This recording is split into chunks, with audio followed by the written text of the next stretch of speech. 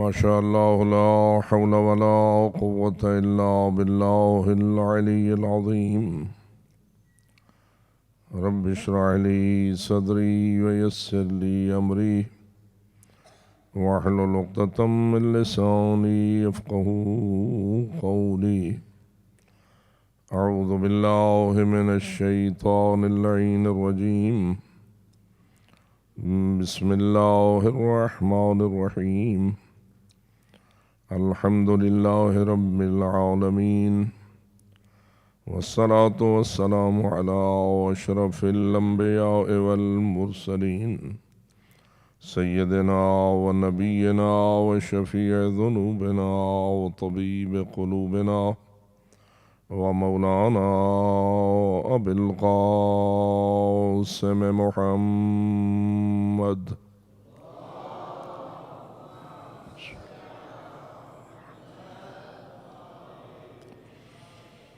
والصلاة والسلام على أهل بيته الطيبين الطاهرين المعصومين الغر الميامين المنتجبين المكرمين الذين قال الله تعالى في شأنهم: إنما يريد الله ليذهب عنكم الرجس أهل البيت ويطهركم تطهيرا.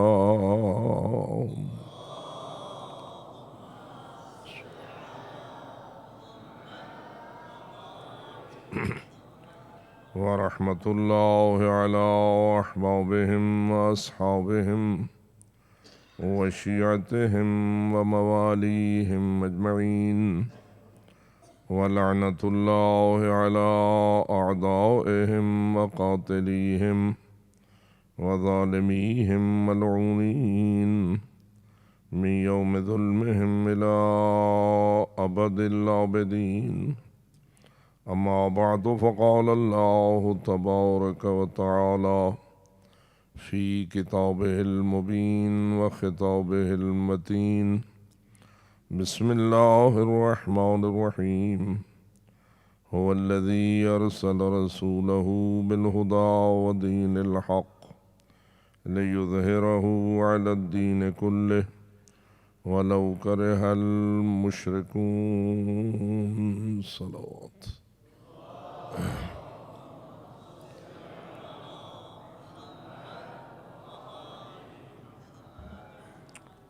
شکر ہے رب کائنات کا، جس نے ہمیں وجود اور زندگی کی خیرات سے آراستہ فرمایا، اور پھر اس عارضی زندگی کو ابدی نعمات کا حقدار بنانے کے لیے دین حق اور راہ مستقیم، صراط مستقیم ہمیں عطا فرمایا۔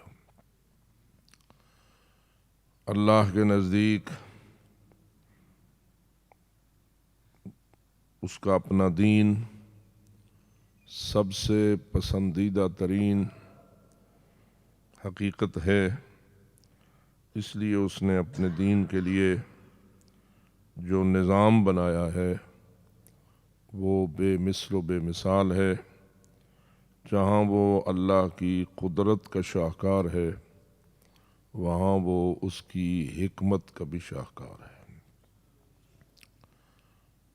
اگرچہ کہ عموماً قدرت کے اظہار کے لیے اور حکمت کے اظہار کے لیے اس عالم تکوین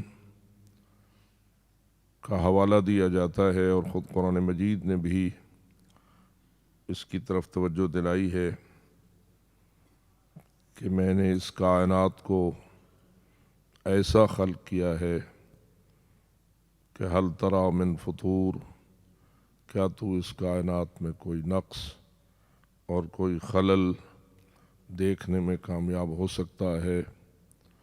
ارجع البصر ثم ارجع البصر، بار بار بار بار اس کو دیکھو، غور و فکر کرو، اس کے کسی نقص اور اس کی کسی کمی کو جتنا بھی تلاش کر سکتے ہو کرو، لیکن ینقلب الیک البصر خاسئا وہو حسیر، اللہ نے اعلان کر دیا کہ جتنی بھی تم کوشش کرو گے ناکام رہو گے، اور میری اس کائنات میں کسی قسم کا کوئی خلل اور کوئی نقص تلاش کرنے میں کامیاب نہیں ہو سکو گے۔ لیکن جس پہلو کی طرف آپ کی توجہ مبذول کرانا مناسب ہے وہ یہ ہے، جتنا عالم کائنات اور نظام تکوین کامل ہے اور ہر نقص سے پاک ہے، اس سے بھی زیادہ نظام تشریع، نظام ہدایت اور دین حق، اور اس میں بھی کسی قسم کا کوئی نقص نکالنا ایک انسان تو بجائے خود ساری کائنات کے انسان اولین و آخرین بھی اگر اکٹھے ہو جائیں تو خالق کے دین میں اور اس کے اس نظام تشریع میں کوئی خلل اور کوئی نقص نکالنے میں ناکامیاب ہوئے ہیں اور ناکامیاب ہو سکتے ہیں، اس لیے کہ جس طرح اس کی مکمل قدرت و حکمت کا اظہار عالم تکوین میں ہے۔ دین انتہائی محبوب ترین چیز ہے، اور اس لیے اللہ نے دین کے متعلق کھل کر بات کی ہے کہ ان الدین عند اللہ الاسلام ومن یبتغ غیر الاسلام دینا فلن یقبل منہ وہو فی الآخرۃ من الخاسرین، کہ اللہ کے نزدیک سب سے زیادہ اہم اور پسندیدہ دین اسلام ہے۔ لوگوں نے جتنے بھی دین اپنائے ہیں یا اختیار کیے ہیں یا ان کو پسند فرمایا ہے، اللہ رب العزت فرماتا ہے مجھے تمہارا کوئی پسندیدہ دین پسند نہیں ہے، مجھے اگر پسند ہے تو اپنا دین اسلام ہی پسند ہے۔ اور ساتھ یہ بھی اعلان فرماتا ہے کہ جو بھی کسی اور دین کو اختیار کر کے اپنی زندگی گزارتا ہے اور اس کو اپنے اوپر حاکم بنا لیتا ہے، بناتا پھرے، لن یقبل منہ، بارگاہ رب العزت میں اس کی اس بات کو پسند نہیں کیا جائے گا، وہو فی الآخرۃ من الخاسرین، اور ایسا شخص آخرت میں یقیناً خسارہ پانے والوں میں سے ہوگا، اور آخرت کے خسارے کا دوسرا نام جہنم ابدی ہے۔ بآواز بلند صلوات۔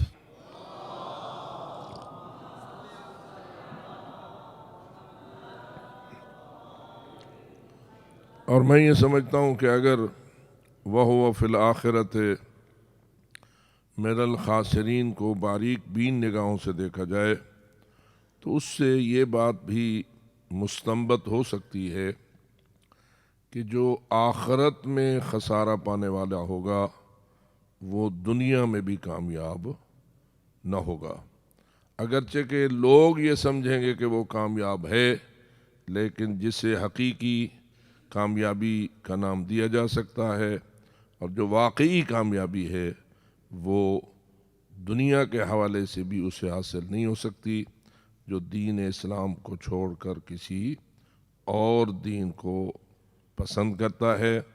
اگرچہ کہ آج کل کی دنیا میں کہا تو یہ جاتا ہے کہ دوسرے دینوں پر عمل کرنے والے ممالک زیادہ کامیاب ہیں اور دین اسلام پر عمل کرنے والے ممالک اتنے کامیاب نہیں ہیں۔ ترقی یافتہ، ترقی پذیر اور پسماندہ کا جو لفظ ہے، کچھ ممالک کو پسماندہ کہا جاتا ہے، کچھ ممالک کو ترقی پذیر کہا جاتا ہے اور کچھ کو ترقی یافتہ کہا جاتا ہے۔ تو ذرا فرمائیے جو مسلمان اقوام ہیں وہ کس کھاتے میں ہیں؟ آیا وہ پسماندہ کے کھاتے میں ہیں، ترقی پذیر کے کھاتے میں ہیں، یا ترقی یافتہ کے کھاتے میں ہیں؟ تو آپ کے ہاں مشہور میڈیا میں کیا ہے جی؟ مسلمانوں کو پسماندہ کہا جاتا ہے، اگر کوئی اکا دکا نکلتا بھی ہے تو وہ ترقی پذیر کی منزل تک پہنچتا ہے۔ ترقی یافتہ ہونا تو اس کی کوئی سوچ ہی ہمارے معاشرے میں موجود نہیں ہے۔ اس سے لوگ یہ استدلال کر سکتے ہیں کہ دین اسلام کو اختیار کرنے والے کامیاب نہیں ہوتے اس دنیا میں۔ اگر اس دنیا میں کامیاب ہوتے ہیں تو وہی جو دین غیر اسلام کو اختیار کرتے ہیں۔ لیکن آج جو آپ اس مسجد میں تشریف فرما ہیں، آپ کا خیال یا عقیدہ یا نظریہ کیا ہے؟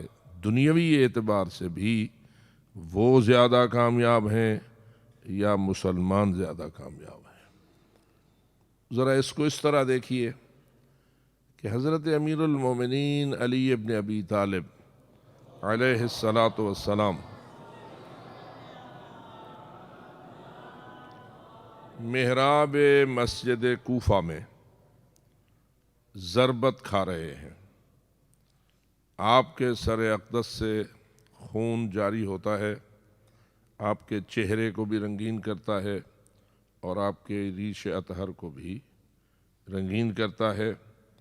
اور وہ ضربت فقط تلوار کی ضربت نہیں ہوتی، بلکہ وہ زہر کی تاثیر بھی ہوتی ہے کہ وہ ضارب ملعون عبد الرحمن ابن ملجم یہ کہتا ہے کہ اشتریتہ بألف وسممتہ بألف، میں نے 1000 درہم کی یہ تلوار خریدی تھی تو 1000 درہم کی میں نے اسے زہر پلائی تھی۔ کیسے کہتی ہے علی کی بیٹی کہ اس کا باپ اس وار سے بچ جائے گا؟ تو عزیزان من، اتنی سنگین ضربت جس نے شیر خدا کو دوبارہ اپنے قدموں پر اٹھ کر چلنے کی قدرت بھی چھین لی تھی۔ اور آپ سب حضرات اس سے آگاہ ہیں کہ مولا علی آئے تو تھے اپنے قدموں سے چل کر مسجد کوفہ میں، لیکن واپس جب انہیں گھر لے جایا گیا تھا تو پیدل چل کر نہیں جا سکے تھے، اور آپ کے فرزندان اور عزیزان نے آپ کے زخمی بدن کو اپنے ہاتھوں پہ اٹھا کر ان کے دولت قدے تک پہنچایا تھا۔ معلوم ہوا کہ بڑی سنگین ضربت تھی، جس میں زخم بھی تھا اور زہر بھی تھا۔ لیکن اس قسم کا وار کھاتے ہوئے جو جملہ مولا علی کی زبان اقدس پر آیا اور جس نے کائنات میں سب سے بڑی شہرت پائی، وہ جملہ کیا تھا؟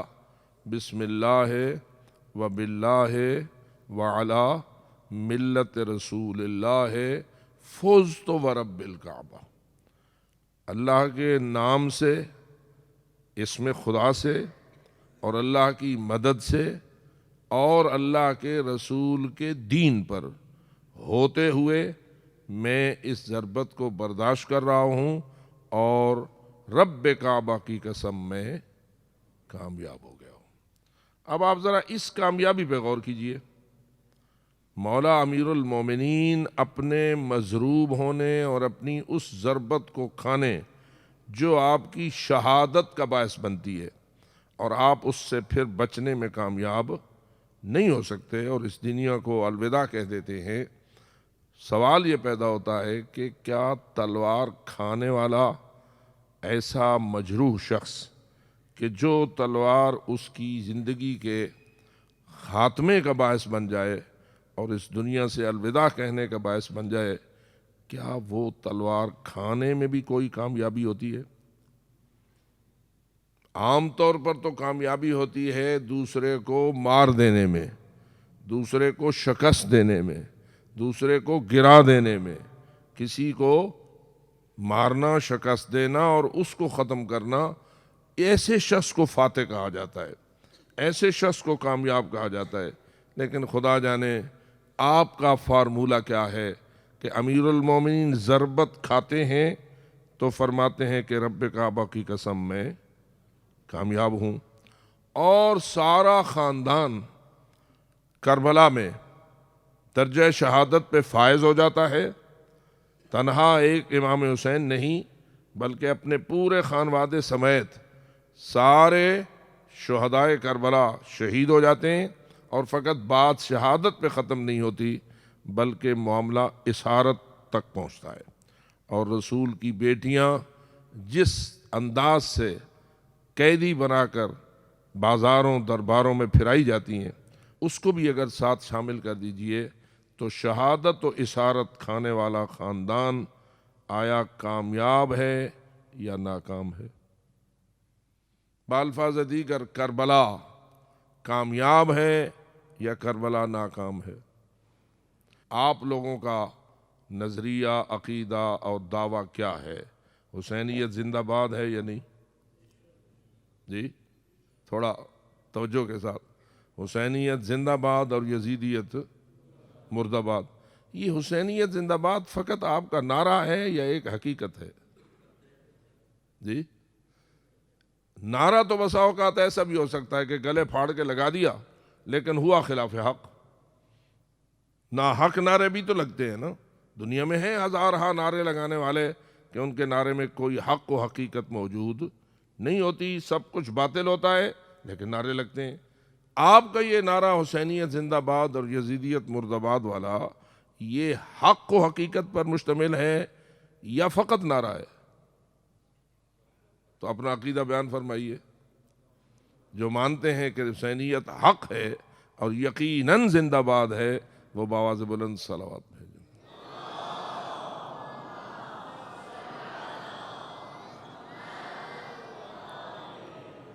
سوال یہ پیدا ہوتا ہے کہ یہ آخرت کی ہی فقط کامیابی ہے یا یہ دنیا کی بھی کامیابی ہے؟ کربلا دنیاوی اعتبار سے بھی کامیاب ہے یا فقط آخرت کے اعتبار سے کامیاب ہے؟ آخرت کی کامیابی پہ تو چلو حرف زنی نہیں ہو سکتی، وہ تو 100% یقین ہے کہ آخرت میں یقیناً ہر شہید کامیاب ہے اور ہر اسیر کامیاب ہے، لیکن جسے دنیاوی کامیابی کہا جاتا ہے اس کے حال حوالے سے بھی ذرا بتائیے، یزید کامیاب ہوا یا حسین کامیاب ہوئے؟ کس کو کہتے ہیں کامیابی؟ تو جواب یہ ہے، جس مشن کے لیے کسی نے کوئی محنت کی ہو، اگر وہ مشن کامیاب ہو جائے تو محنت بھی کامیاب ہے، اور اگر وہ مشن ناکام ہو جائے، وہ ہدف ناکام ہو جائے، وہ مقصد ناکام ہو جائے تو پھر وہ محنت اور ساری کاوش بھی ناکام ہے۔ آپ عزیزان ہیں، تعلیم حاصل کر رہے ہیں، ساری رات جاگو، بدن آپ کا کمزور ہو جائے، مختلف قسم کی مشکلات جسمانی آپ کو لاحق ہو جائیں، لیکن اگر آپ اپنے اس مشن میں، اپنے اس تعلیمی سلسلے میں اس مقام تک پہنچ جائیں جہاں آپ پہنچنا چاہتے ہیں تو کیا آپ اسے کامیابی قرار دیں گے یا نہیں؟ جتنے امتحانات دینے والے ہوتے ہیں کب کامیاب ہوتے ہیں؟ جب زیادہ موٹے تازے ہو جاتے ہیں، یا امتحان میں اگر مقام حاصل کر لیتے ہیں تو اس کو کامیابی کہا جاتا ہے۔ ناکامی اس کی ہوتی ہے جو موٹا تازہ ہو جائے، وزن تو بڑھائے لیکن اپنے مقصد میں کامیاب نہ ہو۔ تو اس لیے دنیاوی معیار کامیابی کو بھی اگر سامنے رکھا جائے تو اس میں بھی جو جس مقصد کے لیے محنت کرتا ہے، اگر وہ اس مقصد میں کامیاب ہو گیا تو اسے دنیاوی بھی کامیابی حاصل ہو گئی، اور اگر وہ اس مقصد میں ناکام ہو گیا تو اسے دنیاوی بھی ناکامی حاصل ہو گئی۔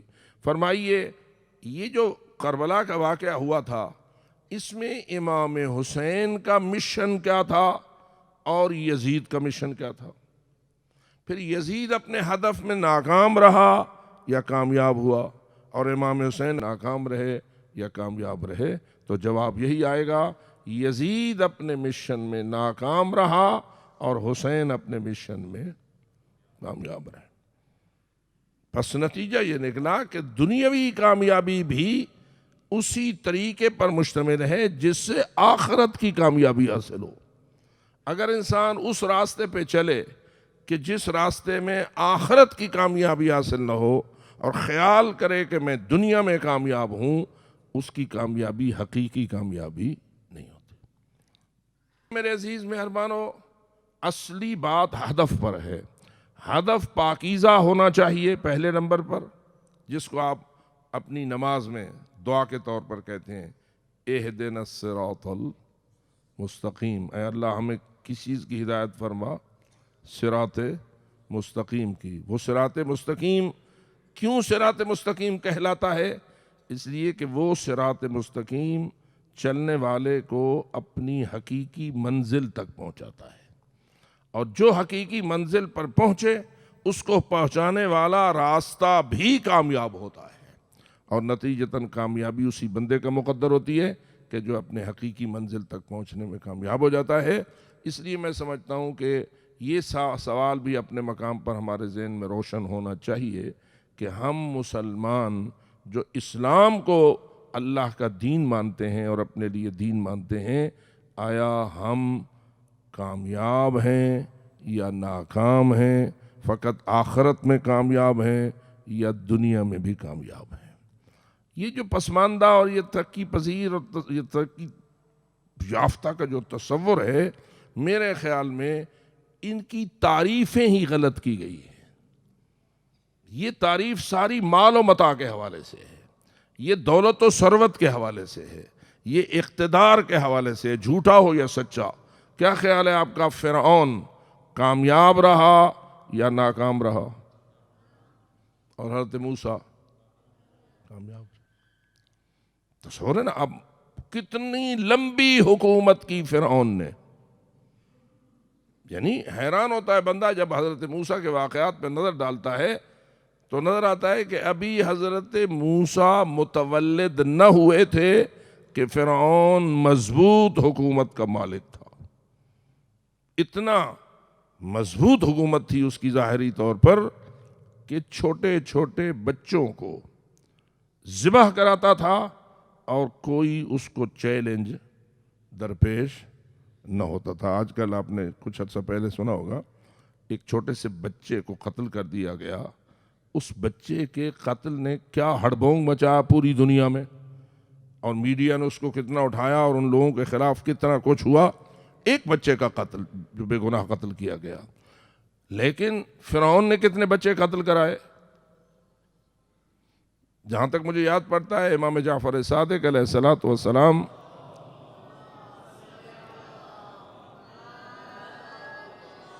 کہ ایک ارشاد میں نقل ہوا ہے کہ آپ نے فرمایا فرعون نے 20,000 بچے قتل کروائے۔ یہ حضرت موسیٰ کی تشریف آوری سے پہلے یا حضرت موسیٰ کی تشریف آوری کے بعد؟ وہ تو پہلے سے قتل کروانا شروع ہو گیا تھا۔ تو اس زمانے سے وہ حکمران تھا تاکہ حضرت موسیٰ جوان ہوئے، حکومت اسی کی تھی۔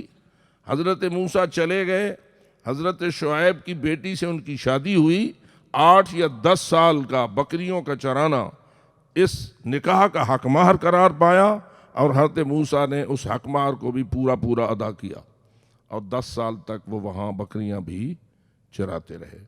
پھر واپس تشریف لائے، پھر کتنا لمبا عرصہ فرعون کے ساتھ مقابلہ ہوتا رہا، معجزات میں معجزات دکھاتے رہے، اور اس کو رب العالمین کے برحق ہونے کی طرف دعوت دیتے رہے، اور اس کے جھوٹے رب ہونے کو اس کے سامنے روشن کرتے رہے، لیکن پھر بھی فرعون کی حکومت قائم رہی، اور حضرت موسیٰ علیہ السلام اپنے اس ظاہری طریقے سے کامیاب نہ ہوئے۔ بالآخر فرعون کو اللہ نے دریا میں غرق کیا، اور اس کی ساری قوم بھی، اس کا لشکر بھی اس دریا میں غرق ہوئے۔ اب میں پوچھتا ہوں کہ فرعون کامیاب رہا یا ناکام رہا؟ تو میرے عزیزو، دنیاوی کامیابی کو بھی تھوڑا سا اپنے مقام پر سوچنا ہے اور غور کرنا ہے کہ کہیں ایسا نہ ہو کہ 4 پیسے زیادہ آ جائیں، اونچی سیٹ مل جائے، اونچا عہدہ مل جائے، کوئی وزیر بن جائے، کوئی مشیر بن جائے، کوئی وزیر اعظم بن جائے، کوئی پریزیڈنٹ بن جائے، اور یہ سارے عہدے آپس میں تقسیم کر لیں، پھر خیال کریں کہ ہم تو کامیاب ہیں۔ میرے خیال میں اس کو کامیابی کہنا مناسب نہیں ہے۔ لہذا ان الدین عند اللہ الاسلام، اور ومن یبتغ غیر الاسلام دینا فلن یقبل منہ وہو فی آخرت من الخاسرین کو اگر آخرت تک محدود نہ رکھو، بلکہ اس کو اس معنی میں بھی لو کہ جو دین اسلام کو نہیں اپناتا، نہ اس کی آخرت کامیاب ہے اور نہ اس کی دنیا کامیاب ہے۔ بآواز بلند صلوات پڑھیں۔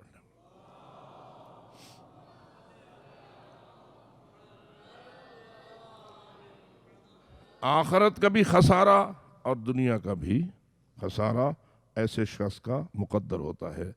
آپ الحمدللہ دین حق کے طالب علم ہیں اور دین حق کو اپنائے ہوئے ہیں، اس یقین کے ساتھ اپنائیے کہ انشاءاللہ کامیابی آپ کے قدم چومتی ہے۔ آپ کسی اونچے عہدے پہ فائز ہوں دین اسلام کی وجہ سے تو بھی آپ کامیاب ہیں، اور اگر آپ کا سر نو کے سینہ پہ چڑھ جائے تو بھی آپ کامیاب ہیں۔ بآواز بلند صلوات پڑھ لیں۔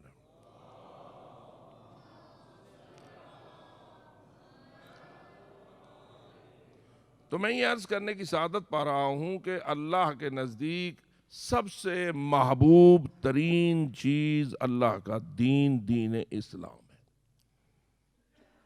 اور اس کی ایک دلیل یہ ہے کہ دین اسلام پر کون کون قربان ہوا، کس کس نے دین اسلام پر اپنی جان نثار کی۔ اگر اس پہلو کو بھی سامنے رکھیے تو جتنی بھی اللہ نے بلند ترین ہستیاں بنائیں، جن کی عزت و عظمت و فضیلت کو بے مثل و بے مثال قرار دیا، ان کے بے مثال عظمت کا مالک ہونے کی ایک نشانی یہ ہے کہ انہوں نے اپنی جان کو اسلام پہ قربان کیا۔ کوئی ایسی بزرگ ہستی نہیں ہے کہ جو دین سے اپنی جان کو بچائے، دین کے راستے پر قربان ہونے سے گھبرائے اور پھر وہ باعظمت ہو اور باعزت ہو اور بافضیلت ہو۔ وَمِنَ النَّاسِ مَن يَشْرِي نَفْسَهُ ابْتِغَاءَ مَرْضَاتِ اللَّهِ وَاللَّهُ رَؤُوفٌ بِالْعِبَادِ۔ یہ کس کی تعریف ہو رہی ہے؟ اس ہستی کی تعریف ہو رہی ہے کہ جو کیا کرتا ہے؟ مرضات الہی، اللہ کی پسند کے لیے، اللہ کی رضا کے لیے اپنی جان کو بیچ دیتا ہے۔ اور یہ کون سی ہستی تھی جس کی شان میں یہ آیت کریمہ نازل ہوئی؟ مولا امیر میں کبھی کبھی سوچتا ہوں، یا اللہ تو مولا علی کا نام لے لیتا، نام لے لیتا، ہمارے لیے بڑا مزیدار کام ہوتا اور ہمارا بھی بڑا سر اونچا ہو جاتا کہ علی کا نام آ گیا ہے قرآن مجید میں۔ لیکن اللہ نے کوئی دستور یہ اپنایا ہے، علی کے کمالات کو بیان کرتا ہے قرآن میں، علی کا نام نہیں لیتا۔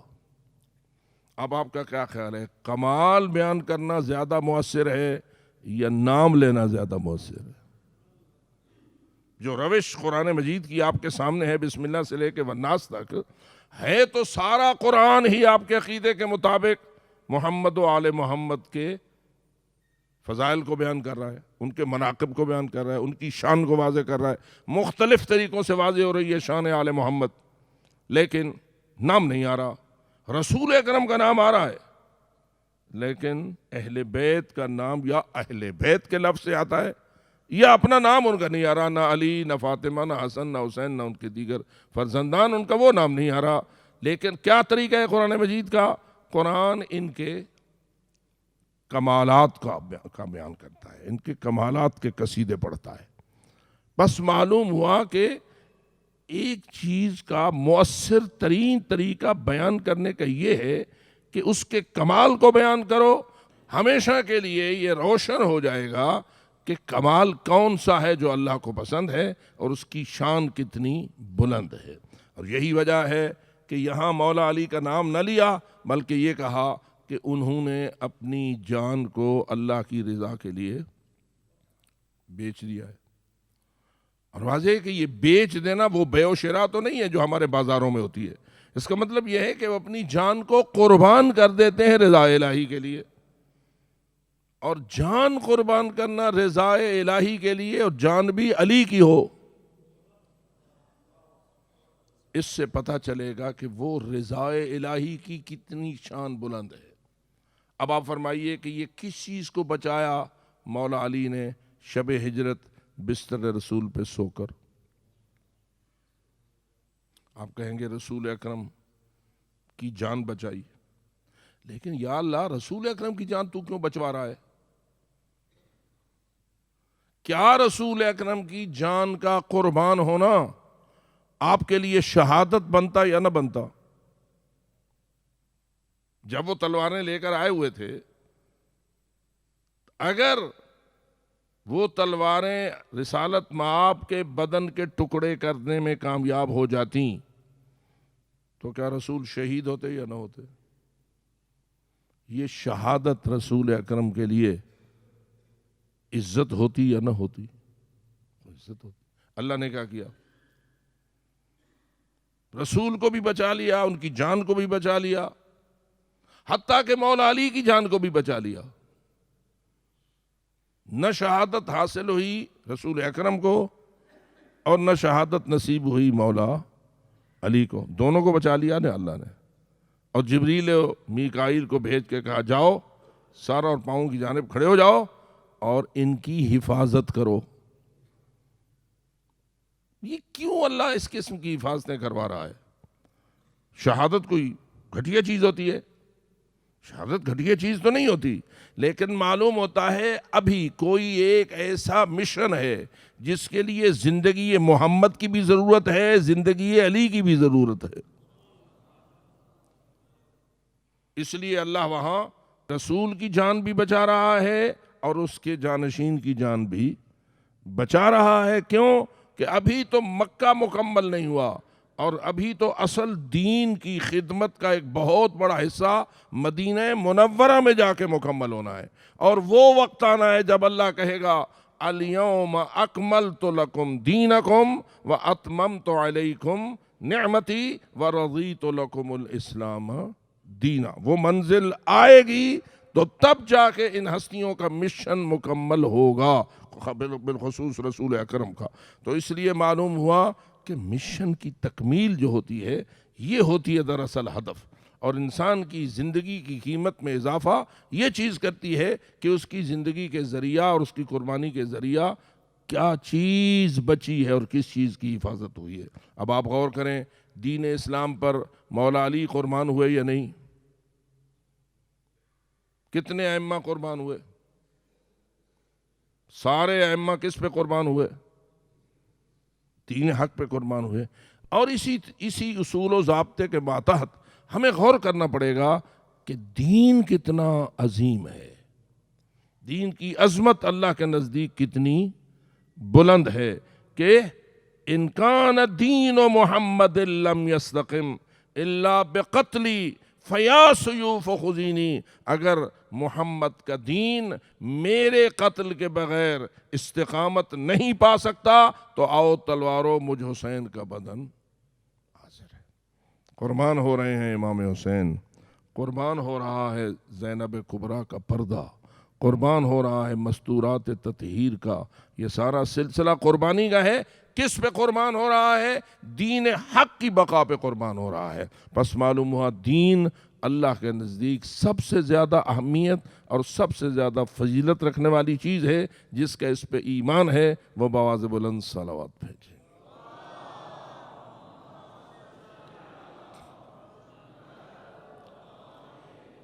یہیں سے ہم یہ سمجھ سکتے ہیں کہ جو دین کی بقا میں اور دین کی ارتقاء میں زیادہ حصہ شامل کرتا جاتا ہے، اتنا ہی اس کا رتبہ اللہ کے نزدیک بلند ہوتا جاتا ہے۔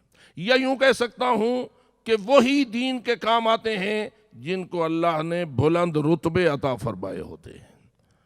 اگر میں کبھی سوچتا ہوں کہ ایسا کیوں ہے کہ اول ما خلق اللہ نوری، رسول اکرم فرماتے ہیں کہ سب سے پہلے اللہ نے میرے نور کو خلق فرمایا۔ ساتھ فرماتے ہیں انا وعلی من نور واحد، میں اور علی دونوں ایک نور سے ہیں۔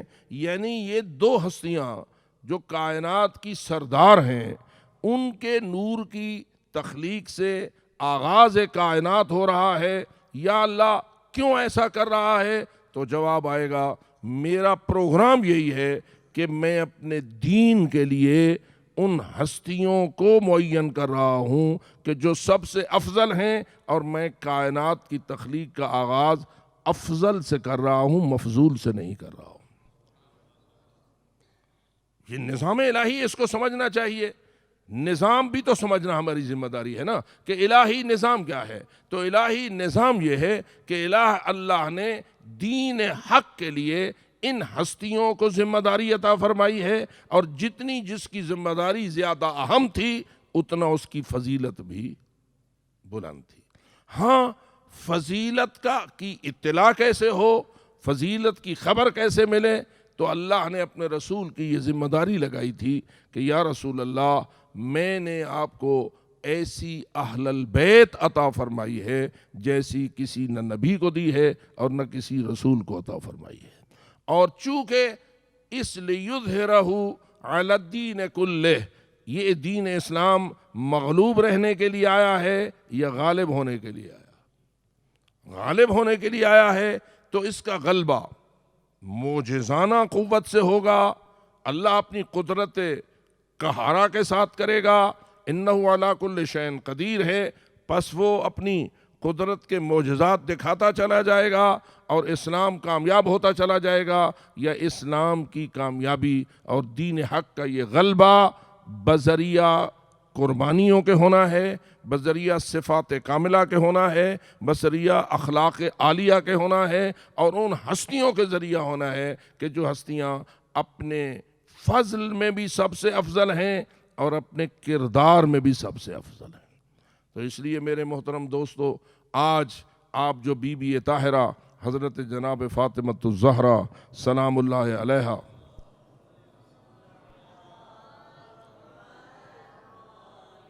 کہ اس پاکیزہ ذکر کی مجلس میں تشریف لائے ہیں، یہ وہ بی بی ہے کہ جس کو اللہ نے چن لیا ہے اپنے دین کی بقا و ارتقاء کے لیے۔ لیکن یہ بقا و ارتقاء کس طریقے سے ہونی ہے؟ بی بی طاہرہ کی قربانیوں کے ذریعے ہونی ہے، بی بی طاہرہ کے کمالات کے ذریعے ہونی ہے۔